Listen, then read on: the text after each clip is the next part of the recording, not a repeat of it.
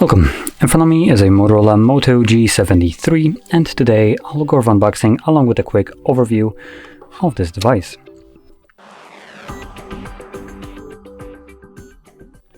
So anyway, let's just get straight into it.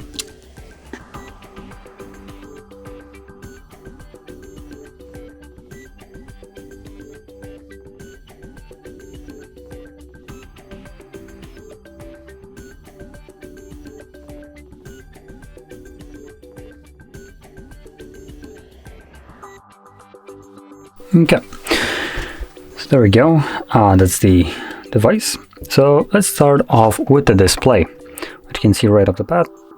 Now this is a 6.5 inch display with a 1080p resolution, so precisely it's 1080 by 2400.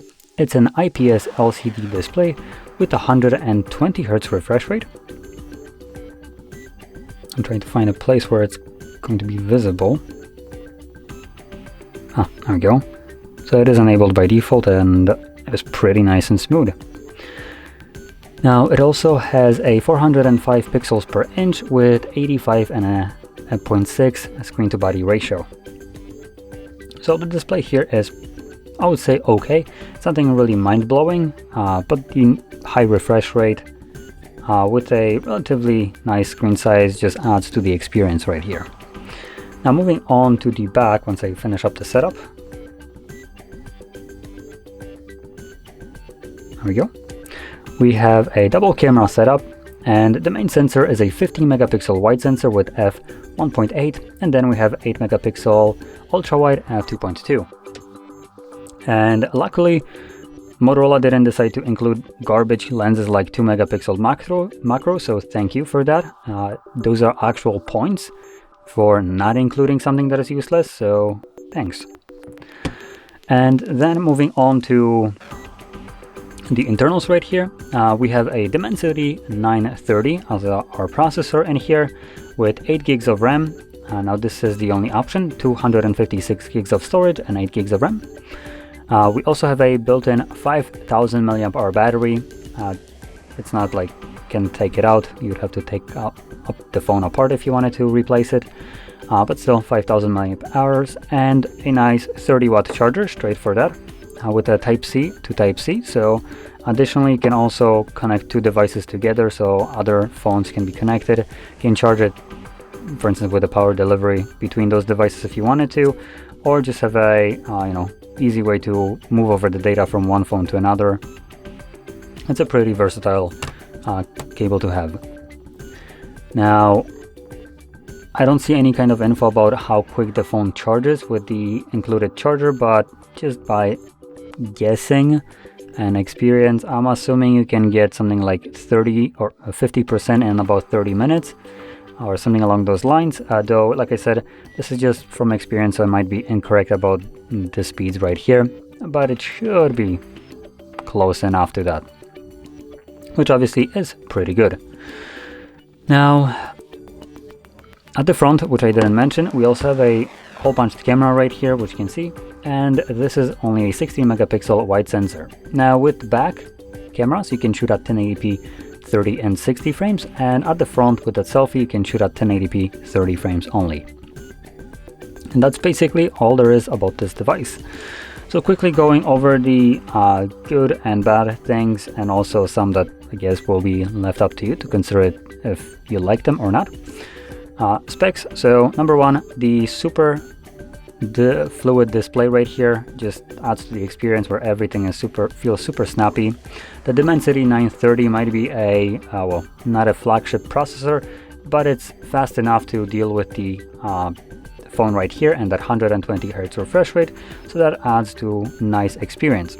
Android here is basically bare bones. It's a super stock version of Android, which again I consider this to be a positive. You're not going to be getting much bloatware on here, which in my book is a good thing to have. And additionally, other companies that have their skins tend to remove and add their own features, and I personally just don't like it. I like to have everything as Google intended it to be, and not have something that, for instance, Google intended to have and then other manufacturers remove. So here it's a nice thing to see. I also like the fact that we didn't get garbage cameras included, like 2 megapixel macro or 2 megapixel depth. So we only have a 50 megapixel wide and 8 megapixel ultra wide. Now for a for a phone at this price range, which is about 270 pounds, this is, in my opinion, a very good option right here, which the cost of adding garbage cameras was spent on other components like a big battery, or for instance the 8 gigs of RAM that this device comes with, which both of these things alone are pretty nice to have. And now moving on to a little bit less favorable things. So we have plastic back and the plastic frame, if I take that off. So not necessarily the most premium feeling device, especially without the case. Then we don't have a AMOLED display in here, or Super AMOLED or anything like that, or OLED. So you're just locked to the LCD display, which in direct sunlight might struggle with displaying content clearly, just because the brightness of this display won't be anything like super high as other devices have. So right now this is maxed out, or maxed out indoors. Phones do have this feature where they boost up the brightness of the display a little bit higher when the environment, like for instance direct sunlight, allows it to, but it only boosts it up for limited time, and after that time it lowers it back down. So right here this is maxed out indoors without the boost, and as you can see, it's not necessarily anything bright. It barely looks bright on the camera, which some other phones obviously will do a significantly better job. So I'm not sure if this is a fair comparison, but here you can see that this is already significantly brighter. And again, this is also indoors, so this display gets even brighter.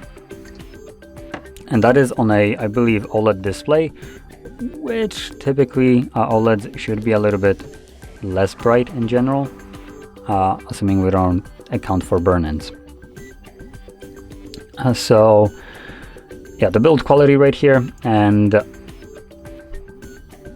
what else is here? Trying to figure out what here could be a bit of on a downside, apart from the build and display type.